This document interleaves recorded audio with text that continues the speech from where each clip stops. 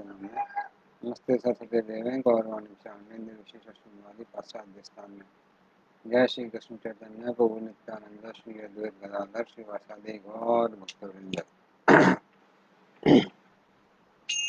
हरे कृष्णा कृष्णा कृष्ण हरे हरे हरे राम राम राम हरे हरे हरे कृष्णा कृष्ण कृष्ण हरे हरे हरे राम राम राम हरे हरे हरे कृष्णा कृष्ण कृष्ण हरे हरे हरे राम राम राम हरे हरे हरे कृष्णा कृष्ण कृष्ण हरे हरे हरे राम राम राम हरे हरे हरे कृष्ण कृष्ण कृष्ण हरे हरे हरे राम राम राम हरे हरे हरे कृष्ण कृष्ण कृष्ण हरे हरे हरे राम राम हरे हरे हरे कृष्ण कृष्ण कृष्ण हरे हरे हरे राम राम हरे हरे हरे कृष्ण कृष्ण कृष्ण हरे हरे हरे राम राम राम हरे हरे हरे कृष्ण कृष्ण कृष्ण हरे हरे हरे राम राम हरे हरे हरे कृष्ण कृष्ण कृष्ण हरे हरे हरे राम राम हरे हरे हरे कृष्ण कृष्ण कृष्ण हरे हरे हरे राम राम हरे हरे हरे कृष्ण कृष्ण कृष्ण हरे हरे हरे राम राम हरे हरे जय राधा गोविंद राधे जय गौरानिताय गौरानिताय जय गौरानिताय जय जगन्नाथ बलदेवा जय सुभद्रा जय जय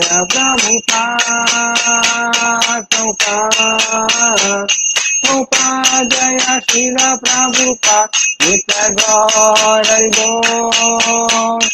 हरि बोल हरि बोल नित्य गौर हरि बोल। हरि नाम संकीर्तन की जय, श्री गोपाल की जय। हरे कृष्णा। तो पिछली बार हम लोगों ने 9वें अध्याय के 19 नंबर श्लोक तक कर लिया था। तो आज हम लोग 20 नंबर श्लोक से चालू करेंगे।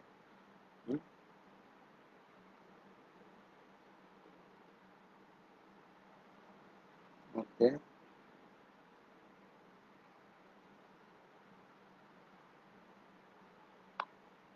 पहले हम लोग मंगलाचरण करेंगे और उसके बाद में क्लास स्टार्ट करेंगे।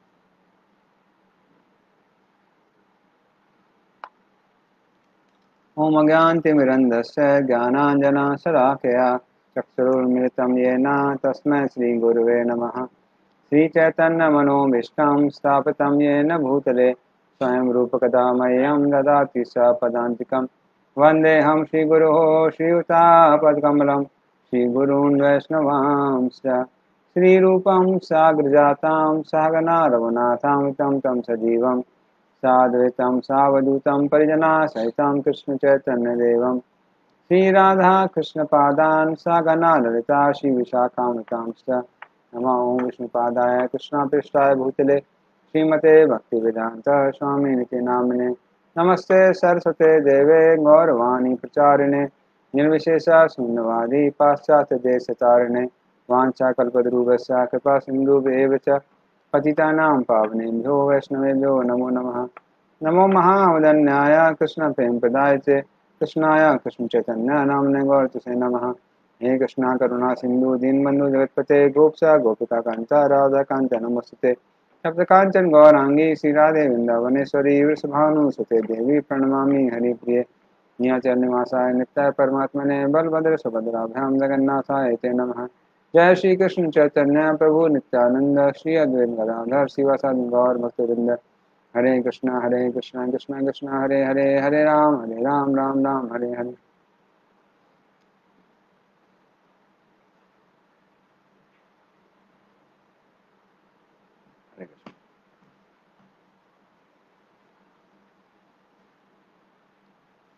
तो जैसा कि हम लोग पिछली बार देख रहे थे कि हम लोग 3 तरह के लोग जो भक्त नहीं है और भगवान के पास आते हैं, भगवान उनके बारे में बता रहे थे। तो पिछली बार हमने डिस्कस किया था विश्वतोमुखम, जो भगवान को हर महान चीज में देखते हैं। तो उनको कभी ये समझ में नहीं आता है कि भगवान कैसे एक 15 वर्ष के बालक की तरह दिखते हैं, किंतु शक्ति उनके पास अद्भुत है। तो ऐसे लोग पहाड़ों की, नदियों की इत्यादि की पूजा करते हैं ना। तो उनके बारे में हमने लास्ट टाइम डिस्कस किया था। तो वो किस तरह से भगवान को भौतिक और आध्यात्मिक प्रगति का निर्माण करने वाला, मृत्यु के रूप में, मोक्ष के रूप में, बंधन के रूप में देखते हैं, बंधन का कारण के रूप में देखते हैं। तो इस तरह से वो लोग भगवान के विश्व रूप का दर्शन करते हैं। और 20 नंबर श्लोक से भगवान बताते हैं उनके बारे में जो अलग अलग देवताओं को समझ बैठते हैं कि यही भगवान है। तो उनके बारे में बताया हुआ है। इनको बोलते हैं कई बार प्रतीक उपासक, जो हर देवता को ही भगवान का प्रतीक मानते हैं और हर देवता को भगवान मान के पूजा करने लगते हैं। तो उनके बारे में 20 नंबर श्लोक से दिया हुआ है। तो 20 नंबर श्लोक हम लोग पढ़ते हैं। त्रय विद्या माम सोम पापूत पापा यज्ञेरिष्ट्वा स्वर्गतिं प्रार्थयन्ते ते पुण्यम आसाद्य सुरेंद्र लोकम अस्नन्ति दिव्यानि दिवी देव भोगान। तो ऐसे लोगों के बारे में बताते हैं त्रिविद्या माम सोमपा पूत पापहा। तो ऐसे लोग जो वेदों का अध्ययन करते हैं, सोमपा मतलब सोम रस को पीने वाले हैं, या सोमरस को पीने की इच्छा करते हैं, वो लोग क्या करते हैं,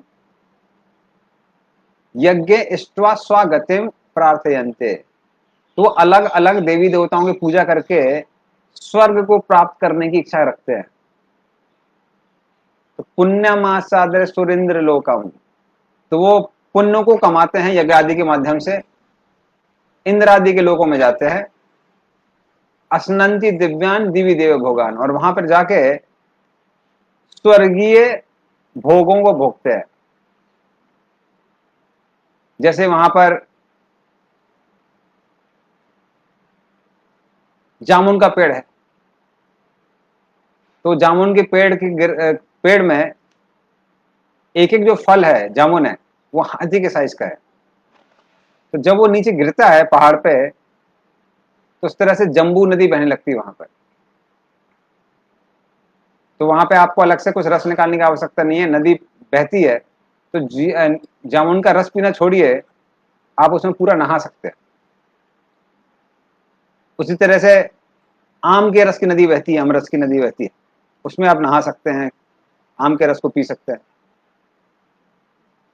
लोग अलग अलग शास्त्रीय संगीत गाते हैं जिससे बड़ा आनंद आता है, अप्सराएं नृत्य करती हैं। तो इस तरह से जो लोग इन भोगों की इच्छा करते हैं वो अलग अलग देवी देवताओं की पूजा करते हैं और स्वर्ग में जाने की कामना रखते हैं।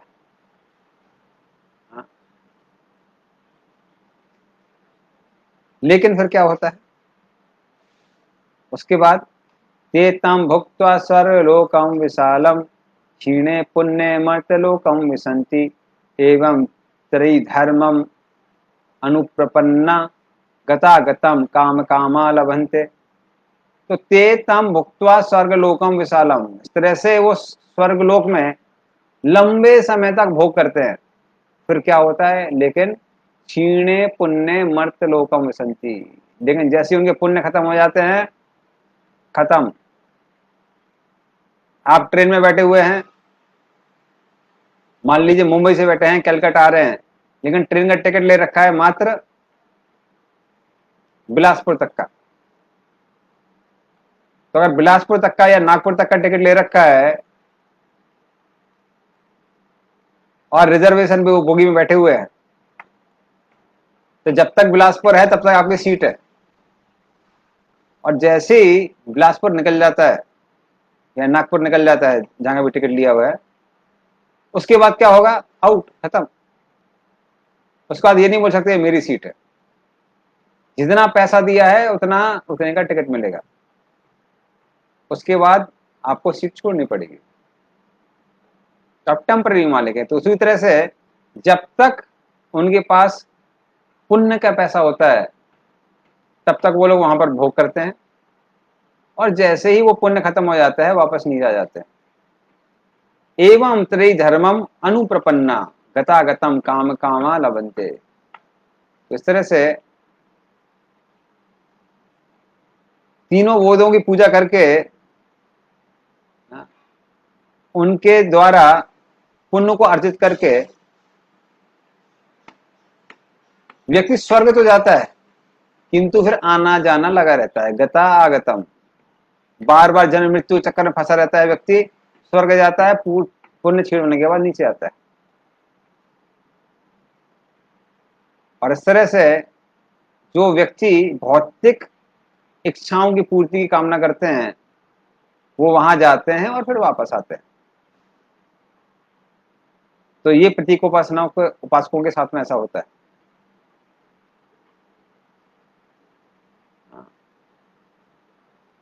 लेकिन उसकी तुलना में जो भगवान के भक्त हैं उनके साथ क्या होता है, ये भगवान इस श्लोक में बताते हैं, 22वें श्लोक में, कि इन लोगों को आने जाना पड़ता है। भक्तों के साथ क्या होता है, अनन्यश्चिन्तयन्तो माम ये जना पर्युपासते तेषां नित्याभियुक्तानां योगक्षेम वहामहम्। तो अनन्यस चिंतयन्तो माम, जो किसी और देवी देवता की चिंता नहीं करते हैं, वहां मुझ में ही चिंता करते हैं, या मुझ में ही अपने मन को लगाते हैं, मेरा ही चिंतन करते हैं। तो ये जना परिउपासित, तो इस तरह से जो लोग मेरी उपासना करते हैं, कृष्ण बोलते हैं तेसाम नित्या अभियुक्ता नाम, इस तरह से वो हमेशा मुझसे युक्त रहते हैं, हमेशा मुझसे जुड़े जुड़े रहते हैं। और क्योंकि वो हमेशा मुझसे जुड़े रहते हैं, योग क्षेम वहामहम। LIC वाले आजकल वो उन्होंने जो मोटो निकाला है, यहीं से निकाला है, श्लोक से निकाला है, योग क्षेम वहामहम। तो LIC वाले ये नहीं कर पाते हैं, मात्र कृष्ण ही कर पाते हैं। तो योग क्षेम का मतलब क्या है, जो भी उनको उनके पास कमी है उसको मैं क्या करता हूं, पूरा करता हूं।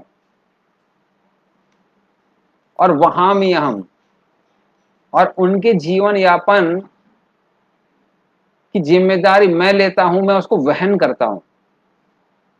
जैसे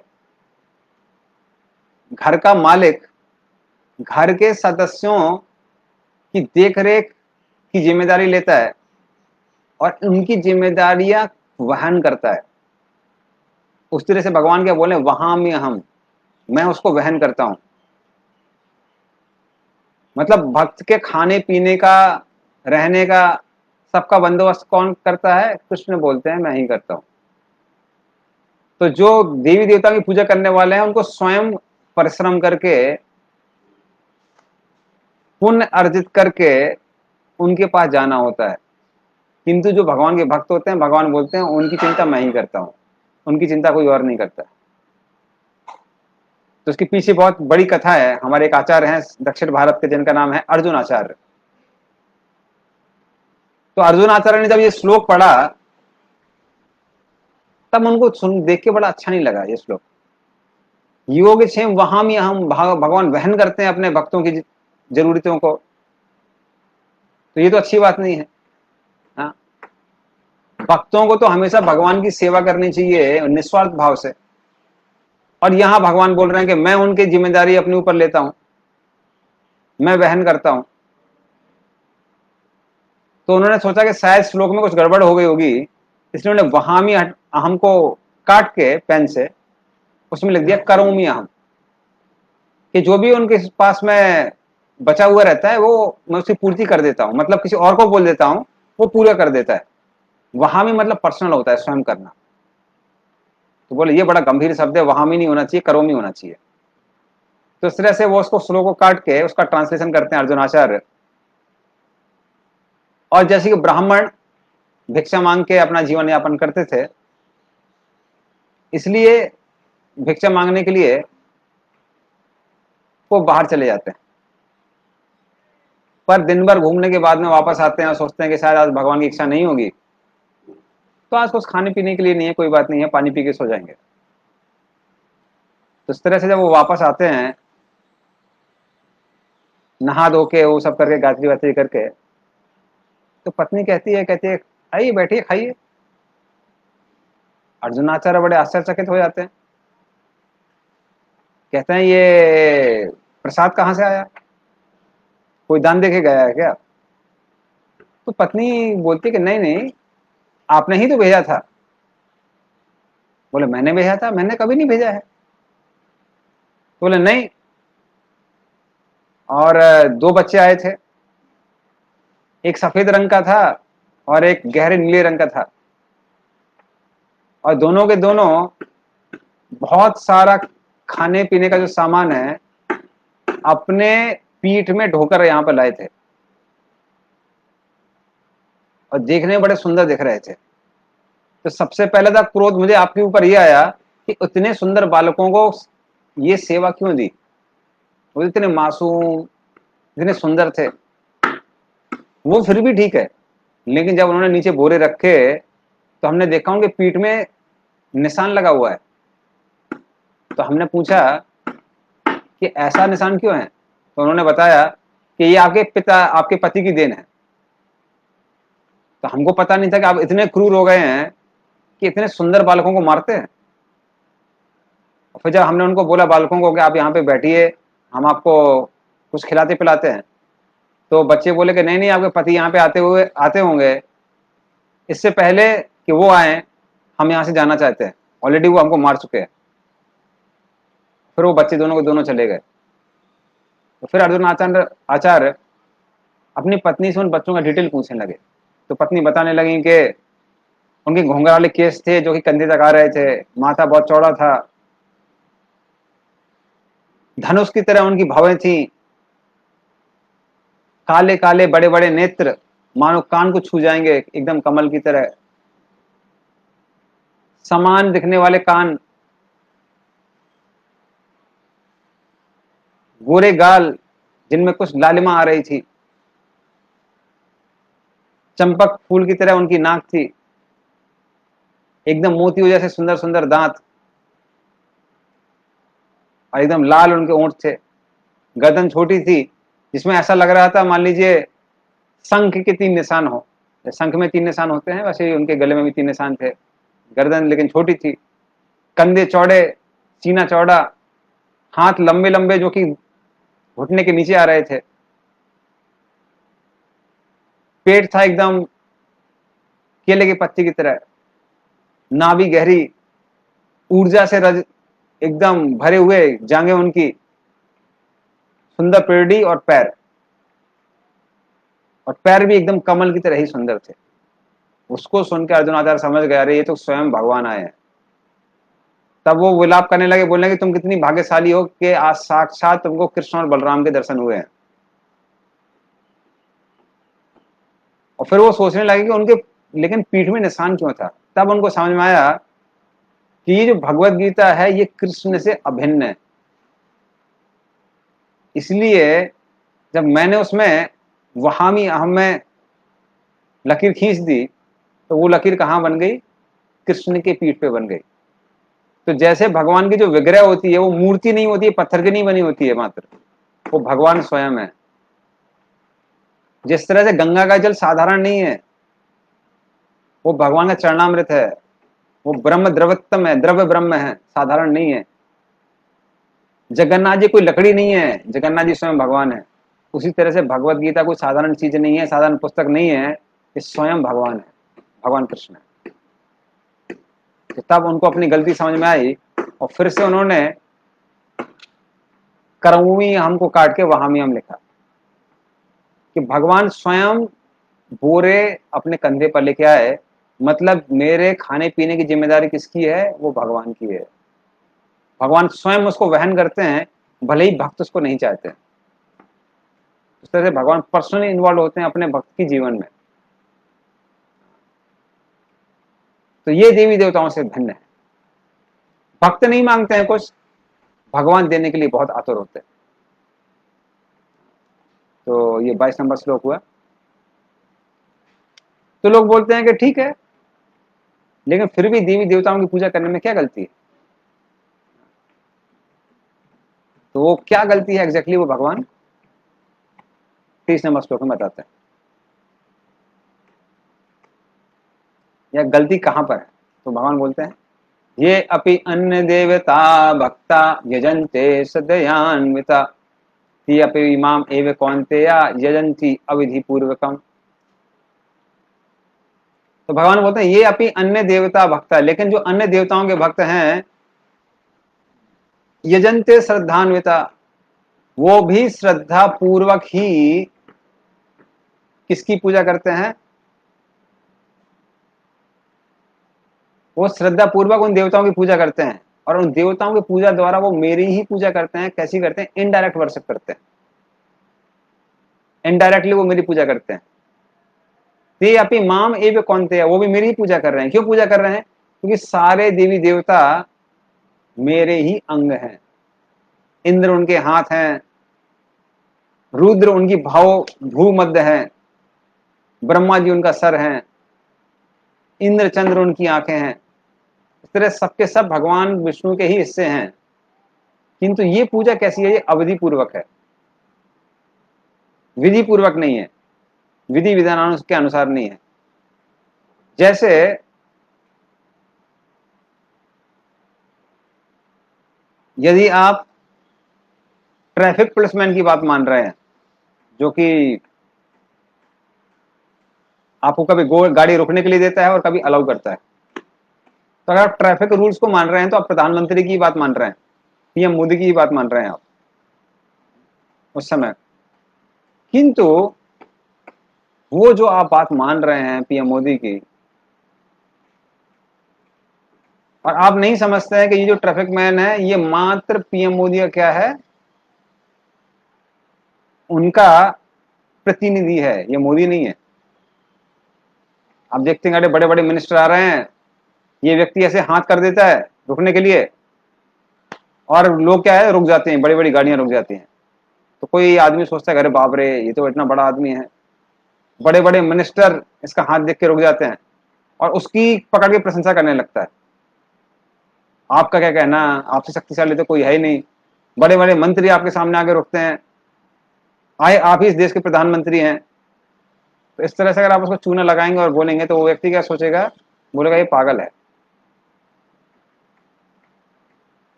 क्योंकि हाँ,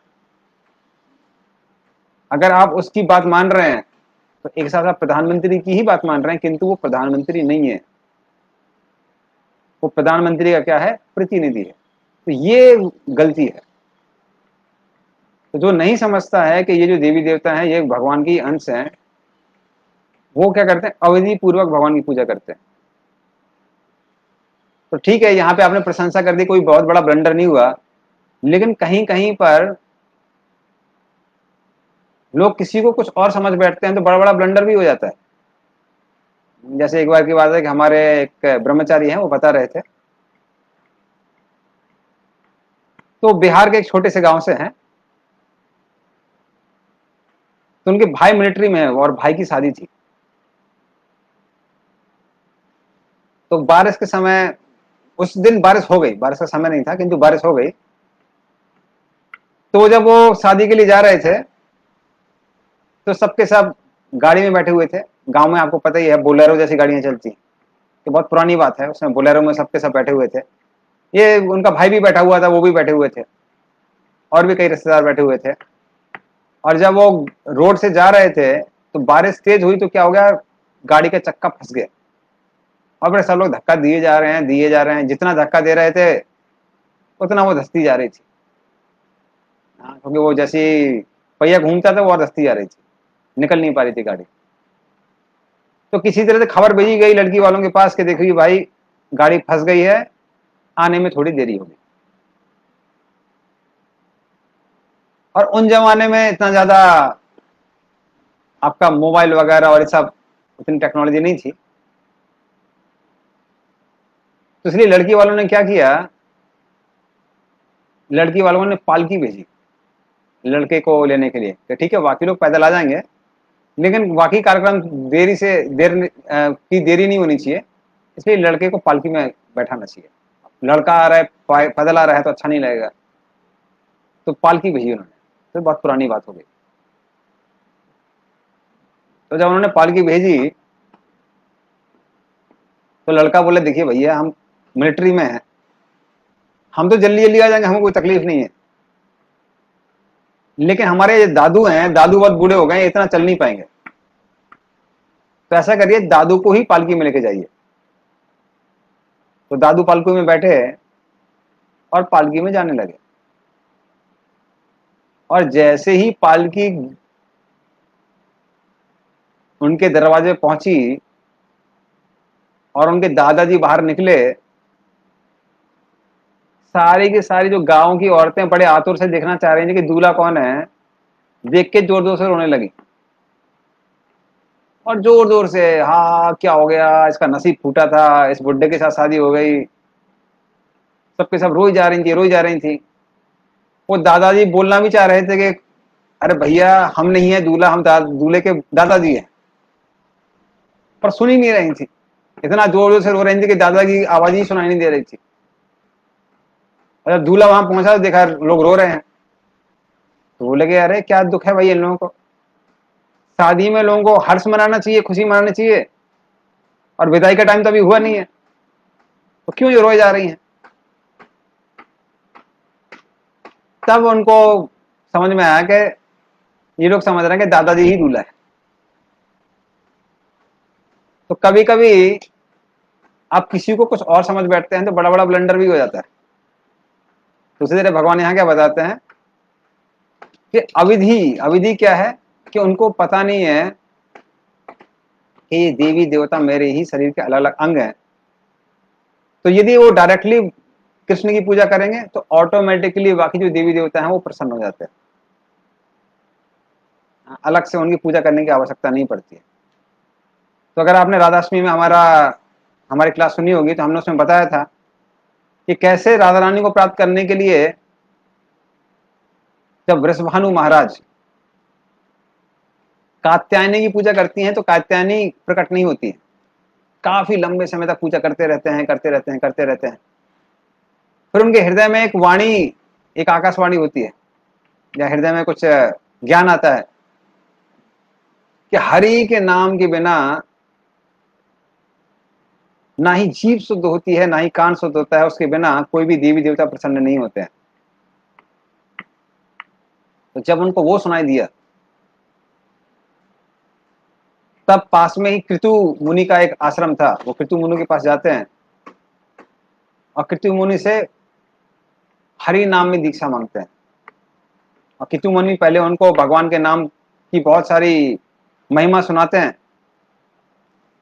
कहते हैं कि कैसे जब तक हरि नाम जीव को छूता नहीं है, जीव शुद्ध नहीं होती है, जब तक हरि नाम कान में प्रवेश नहीं करता है, कान शुद्ध नहीं होता है, और कान के माध्यम से जब तक हरि का नाम हृदय में प्रवेश नहीं करता है, हृदय शुद्ध नहीं होता है। और जब तक ये सारी चीजें शुद्ध नहीं है तब तक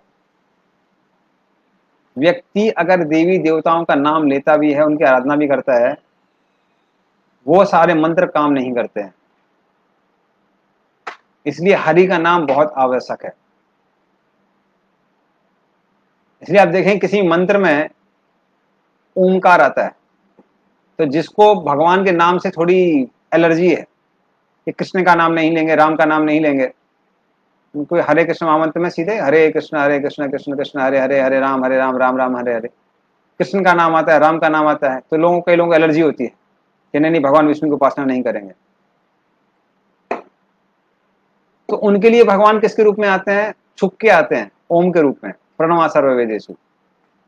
तो ओमकार के रूप में आते हैं उन लोगों के लिए ताकि किसी भी मंत्र को शक्ति प्राप्त हो। किसी देवी देवता के मंत्र में भी ओमकार नहीं है तो उस मंत्र का कोई भी फल नहीं मिलता है। तो हरे कृष्ण महामंत्र में आवश्यकता नहीं है क्योंकि कृष्ण और राम का डायरेक्ट नाम है, पर अन्य मंत्र को भी अगर शक्ति प्राप्त करनी है तो भगवान का नाम होना चाहिए, डायरेक्ट या इनडायरेक्ट। तो इनडायरेक्टली भगवान ओमकार के रूप में विस्तार करते हैं इसकी, प्रणवा सर्ववेदेषु। तो इस तरह से फिर वो कृतु मुनि वृषभानु महाराज को ये हरे कृष्ण महामंत्र देते हैं, हरे कृष्ण कृष्ण कृष्ण हरे हरे, हरे राम राम राम हरे हरे, इति सोत्सकम नाम नाम कली। अब कली कलमश नाशनम नहीं आता, ये कली संतरण उपनिषद में है। वो क्या बताते हैं? त्रिकाल दोष नाशनम, मतलब सतयुग, द्वापर युग, त्रेता युग के भी जो दोष है उनको भी नाश करता है ये हरे कृष्ण महामंत्र। ना था परतरे उपाय सर्ववेद दृश्यते, सारे वेदों को देखने के बाद इससे बड़ा उपाय नहीं दिखता है। इस तरह से वृषभानु महाराज ये हरे कृष्ण महामंत्र जो हम लोग करते हैं उसको करते हैं,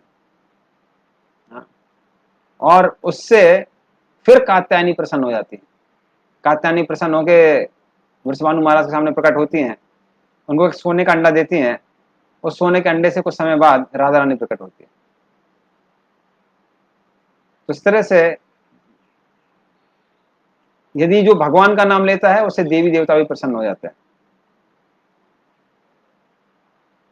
ध्रुव महाराज की कथा ऐसी आती है। ध्रुव महाराज जब भगवान विष्णु का दर्शन कर लेते हैं, उसके बाद में जब वो राज करते हैं संसार में, तो यक्ष लोग आके, कुछ यक्ष उनके भाई उत्तम को मार देते हैं। जब वह उत्तम शिकार करने गया था तो यक्ष लोगों से कुछ लड़ाई हो जाती है और यक्ष लोग उसकी हत्या कर देते हैं। तो ध्रुव महाराज राजा होने के कारण, क्योंकि राजा करता होता है अपनी प्रजा की रक्षा करना, और यदि वो राजा अपने भाई की रक्षा नहीं कर पा रहा है तो प्रजा उन पर भरोसा कैसे करेगी?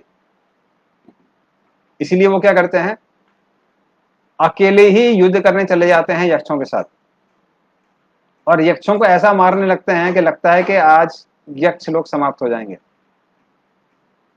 फिर मनु महाराज वहां प्रकट होते हैं और कहते हैं कि कुबेर नाराज हो जाएंगे अगर मान लीजिए आप इतने सारे यक्षों को मारते हैं तो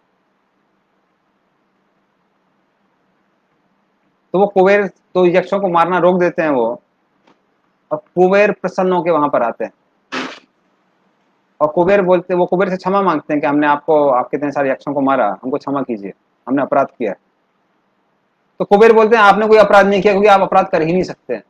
जो भगवान विष्णु का भक्त है वो कभी भी कोई गलती नहीं कर सकता है। तो मैं आपसे बहुत प्रसन्न हूं, कुछ भी मांगिए, कोई वर मांगिए। और फिर ध्रुव महाराज कहते हैं कि जिन भगवान का हम ध्यान कर रहे हैं उनका ध्यान, मेरा मन उनके ध्यान में हमेशा लगा रहे। जिस तरह से वो वरदान मांगते हैं तो हम देखते हैं कुबेर भी बहुत प्रसन्न थे ध्रुव महाराज से। क्यों? क्योंकि भगवान विष्णु के भक्त हैं। प्रहलाद महाराज भगवान नरसिंह की पूजा करते हैं और सारे देवता लोग मिलके उनका राज अभिषेक करते हैं, तो वो भी प्रसन्न होते हैं। तो जो भी अगर कृष्ण का भक्त है तो देवी देवता ऑटोमेटिकली उसे प्रसन्न हो जाते हैं। अन्य किसी की अलग से पूजा करने की आवश्यकता नहीं है। तो ये शास्त्र हमको समझाते हैं। तो अविधि पूर्वक काम, यदि लेकिन ये जो पृथ्वी का उपासक है सोचते हैं कि ये देवी देवता भगवान है, तो ये गलती कर देते हैं उसी तरह से जिस तरह से लोग सोच रहे थे कि वो दादाजी ही दूल्हे हैं। इस तरह से वो गड़बड़ हो रहा था वहां पर। तो अभी 4:45 हो गया है, तो हम 15 मिनट और कुछ भगवद गीता के बारे में बताएंगे। किसी को कोई प्रश्न है तो कमेंट बॉक्स में डाल सकता है, हम उसका उत्तर देंगे। और प्रश्न नहीं है तो फिर हम लोग यही चर्चा चालू करेंगे, रखेंगे, जारी रखेंगे। और फिर आगे अगले श्लोक में भगवान बताते हैं अहम ही सर्व यज्ञानां भोक्ता च प्रभुरेव च न तु माम अभिजानन्ति तत्वे न तस्यवन्ति ते।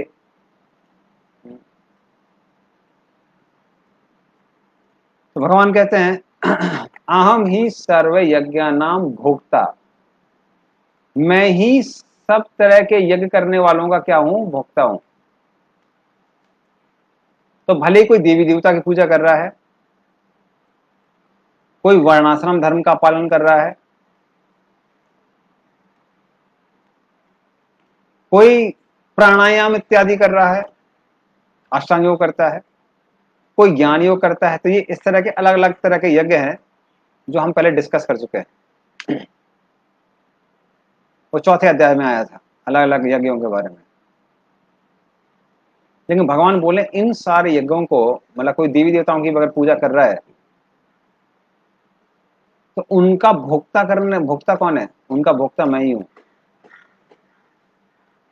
क्योंकि जो द्रव्य यज्ञ हर कोई जानता है, द्रव्य यज्ञ मतलब जो अपनी अग्नि जलती रहती है और उसमें सब लोग आहुति डालते हैं, ये हर कोई जानता है। तो ये जो आहुति जलती रहती है उस यज्ञ का कुंड क्या है? यज्ञ का कुंड जो है वो भगवान विष्णु का मुंह है। यज्ञ की जो अग्नि है वो क्या है? वो भगवान विष्णु की जीभ है। इस तरह से जब कोई भी आहुति डालता है, स्वाहा बोलता है, तो क्या होता है? वो यज्ञ की सामग्री सीधे भगवान विष्णु के मुंह में जाती है। और जब वो भगवान विष्णु के मुंह में जाती है उसके बाद भगवान विष्णु के आदेश पर अग्निदेव की जो पत्नी है स्वाहा, वो उसको ग्रहण करती हैं, फिर वो लेके अग्निदेव को देती हैं और अग्निदेव अलग अलग देवी देवताओं को देते हैं, क्योंकि अग्निदेव भगवान विष्णु की जीभ है। तो जैसे अगर आप जीभ में कोई भी चीज डालिए, मुंह में डालिए, जीभ में डालिए, वो पेट में जाती है और पूरे शरीर को एनर्जी मिलती है। उसी तरह से भगवान विष्णु के मुंह में जब आप ये आहुति डालते हैं सारे देवी देवताओं को ऑटोमेटिकली नरिशमेंट मिल जाता है। तो इस तरह से यज्ञ के भोक्ता कौन है? भगवान विष्णु ही है। चा प्रभुरेव चा, इसके स्वामी कौन है? वो भी भगवान है। क्योंकि पहले आहुति उनके पास जाती है और फिर वो बाकी देवी देवताओं को बांटते हैं। तो इस तरह से वही स्वामी है उसके। फिर भगवान बोलते हैं ना तू माम अभिजानांति, जो ये नहीं जानता है तत्वे नाता च वंचिते, तो ये जो ये नहीं जानता है कि कैसे मैं दिव्य हूं और सारे देवी देवता मेरे ही शरीर के अंग हैं, तो क्या होता है, तो उनका पतन हो जाता है। किससे पतन हो जाता है? आध्यात्मिक स्थिति से पतन हो जाता है।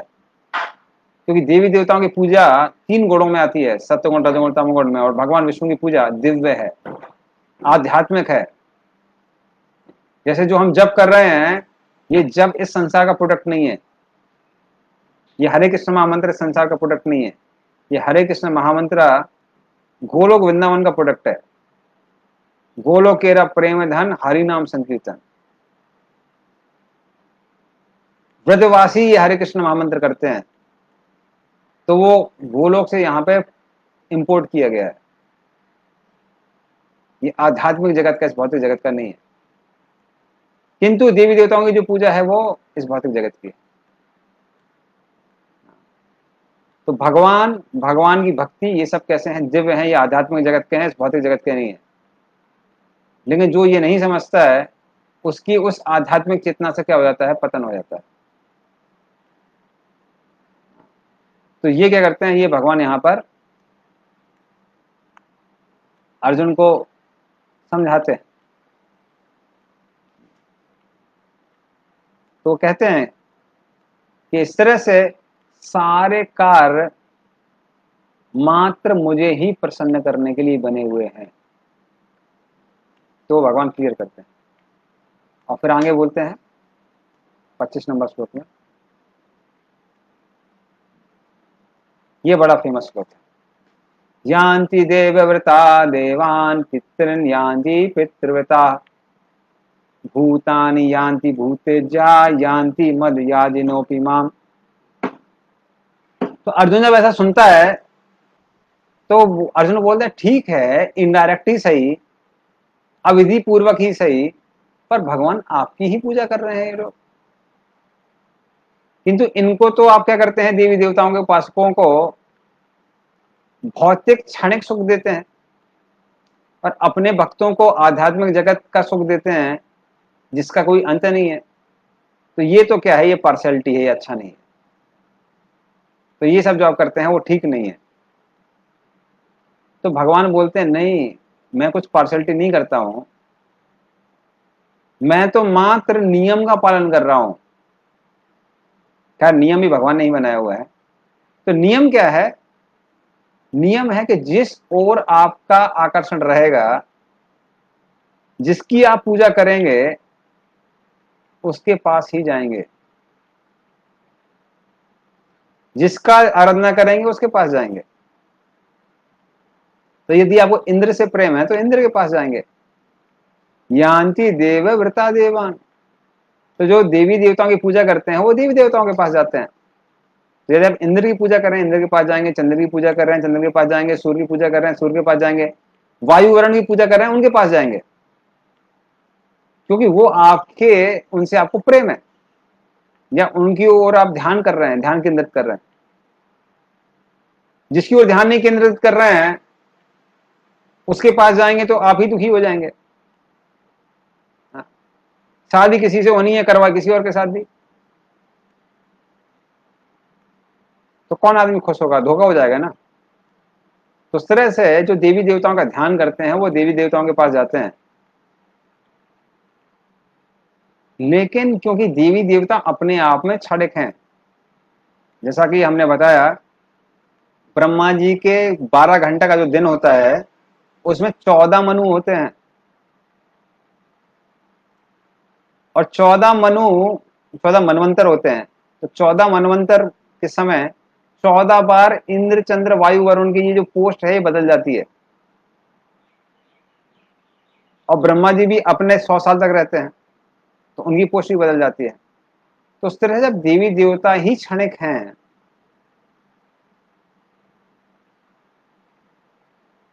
तो उनके दिए हुए वरदान कैसे नित्य हो सकते हैं? वो भी क्षणिक होने चाहिए, वो भी टेम्पररी होना चाहिए। तो इस तरह से वो देवी देवताओं के वरदान भी कैसे होते हैं, क्षणिक होते हैं। जैसे कि जब हिरण्यकशिपु भगवान ने ब्रह्मा जी की पूजा की, तो ब्रह्मा जी से वरदान मांगने लगा कि ब्रह्मा जी आप हमको अजर अमर बनाइए। ब्रह्मा जी बोले भाई साहब, जब मैं ही अजर अमर नहीं हूं तो आपको अजर अमर कैसे बना सकता हूं? जो अजर अमर है वो आपका अजर अमर बना सकता है, किंतु मैं अजर अमर नहीं हूं, आपका अमर नहीं बना सकता। मेरी पोस्ट भी टेम्पररी है। तो उस तरह से जब देवी देवता ही क्षणिक हैं तो वो दूसरे को परमानेंट कैसे कर सकते हैं? तो यान्ति देव विता देवान पितृन यान्ति पितृविता। तो कई लोगों के घर में आपने देखा होगा कि अपने पूर्वजों की फोटो लगा के रखते हैं, कभी कभी अलमारी में भी रखते हैं और उनकी पूजा करते हैं। तो ऐसे लोग पितरों की पूजा करते हैं तो वो कहाँ जाते हैं? वो पितरलोक में जाते हैं। वो भी एक स्वर्ग जैसा ही है, किंतु वो यमलोक के थोड़ा पास में है। तो इस तरह से वो पितृ बन जाता है। ऐसा व्यक्ति जो पितरों की पूजा करता है वो पितरलोक में जाता है और पितृ बन जाता है। और पितृलोक कब तक उन पितृलोक में रहते हैं? जब तक पिंडदान चलता रहता है आपके खानदान में। खानदान में अगर पिंडदान चलता रहेगा तो पिंडदान के समय जो भोजन का वाष्प बनता है उस वाष्प को पितृलोक ग्रहण करते हैं, तो उस वाष्प पे जीते हैं वो लोग। तो इस तरह से वो लोग पितरों के पास जाते हैं। और भूतानी यान्ति भूतेज्या, जो लोग भूतों की पूजा करते हैं, जो लोग काला जादू आदि करते हैं, तांत्रिक हैं, भूतों की पूजा करने वाले हैं, तो जो भूत पिशाचों की पूजा करते हैं वो भूत पिशाच के पास ही जाते हैं और भूत पिशाच बन जाते हैं अगले जन्म में। तो उनको वैसा संग पसंद है तो जीवन के बाद में वैसी जीवन मिल जाता है उनको। लेकिन यान्ति मद याजनोपि माम, जो मेरी पूजा करते हैं, मेरा यजन करते हैं, कृष्ण बोलते हैं, वो मेरे पास आते हैं, वो गोलोक वृंदावन में आते हैं। क्योंकि कृष्ण कैसे हैं? नित्य हैं। कृष्ण का धाम नित्य है गोलोक वृंदावन, इसलिए वहां जाने के बाद वापस नहीं आना पड़ता है संसार में। तो कृष्ण नित्य है, कृष्ण की भक्ति नित्य है, कृष्ण का धाम नित्य है। यदि आप वहां पे जाएंगे तो वापस नहीं आना पड़ेगा। तो भगवान बोलते हैं ये सब एक रूल है, इसमें मेरी कोई गलती नहीं है। मैं सबको अलाउ करता हूं, किसी को बाध्य नहीं करता हूं, हर कोई मेरी पूजा कर सकता है। भगवान की भक्ति करने से कोई भी किसी को भी रोक नहीं सकता है। तो भगवान बोलते हैं स्त्री वैश्य सदा शूद्र तेपी यान्ति परम गतिम। कोई स्त्री है तो ऐसा नहीं है कि आप कृष्ण पुरुष हैं आप उनकी पूजा नहीं कर सकते हैं।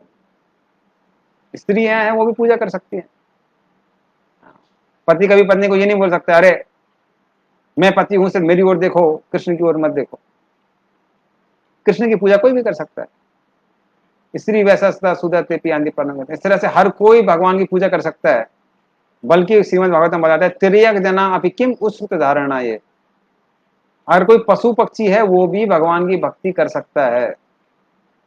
वैसे मनुष्य जीवन में बहुत आसान है, किंतु हम उदाहरण हमने देखे हैं जहां पशु पक्षी भी भगवान की भक्ति करते हैं। जैसे भगवान राम की वानर सेना वानरों की बनी हुई थी, तो उनको भक्ति करने का मौका मिला। जटायु तो एक गिद्ध के रूप में थे, उनको भगवान की भक्ति करने का मौका मिला। जामवन एक भालू के रूप में थे, उनको भगवान की भक्ति करने का मौका मिला। इस तरह से हर कोई अगर चाहे तो भक्ति कर सकता है। चैतन्य महाप्रभु जब झारखंड के वन में गए, वनों से गुजरे, तो हम उस स्थान पे गए थे। कुजू के पास में एक जगह है, जब आप रांची से धनबाद की ओर जाते हैं तो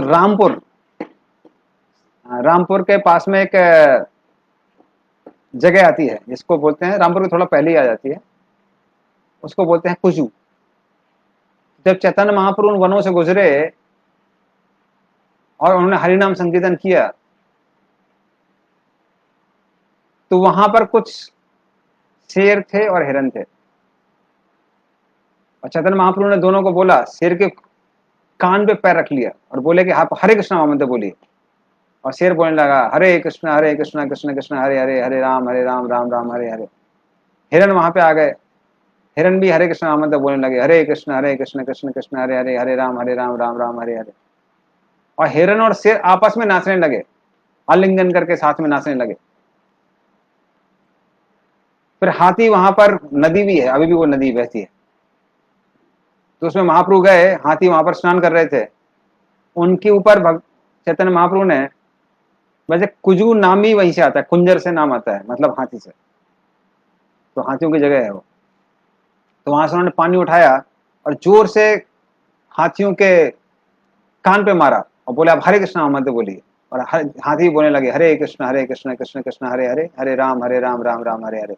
और हाथी भी नाचने लगे, और इस प्रेम के साथ वो नाचने लगे कि उनके प्रेम की अग्नि के कारण, जो भगवान के प्रति उनका प्रेम है, उसके कारण वहां पर पत्थर पिघल गए। और आज भी हमने स्वयं देखा अपनी आंखों से, वहां पर हाथी के पैर के निशान, शेर, चीता, इन सब के पैर के निशान है। तो इस तरह से अगर कोई बहुत शक्तिशाली भक्त है तो उसकी कृपा से पशु पक्षी भी भक्ति कर सकते हैं। इसलिए भक्ति में कोई रुकावट नहीं है, कोई भी भक्ति कर सकता है। हाँ। तो उसमें कोई भेदभाव नहीं है, भक्ति कोई भी कर सकता है, किंतु अगर कृष्ण की भक्ति करेंगे तो कृष्ण के पास ही जाएंगे। अन्य किसी की पूजा करके कृष्ण के पास नहीं जा सकते। तो ये भगवान एक साधारण सा एक रूल बताते हैं यहाँ के, इसलिए अर्जुन इसमें कोई गलती नहीं है, ये सब तो ये कोई भी कर सकता है। और भगवान की भक्ति करना कितना आसान है, लाभ इतना ज्यादा है। तो ये सारी जो भक्ति के डिटेल हैं, ये भगवान 26 नंबर श्लोक से बताते हैं। ये हम लोग अगले क्लास में डिस्कस करेंगे। तो ऑलरेडी 5 बज गया है, तो हम कथा को यहीं विराम देते हैं, और कोई प्रश्न भी नहीं है।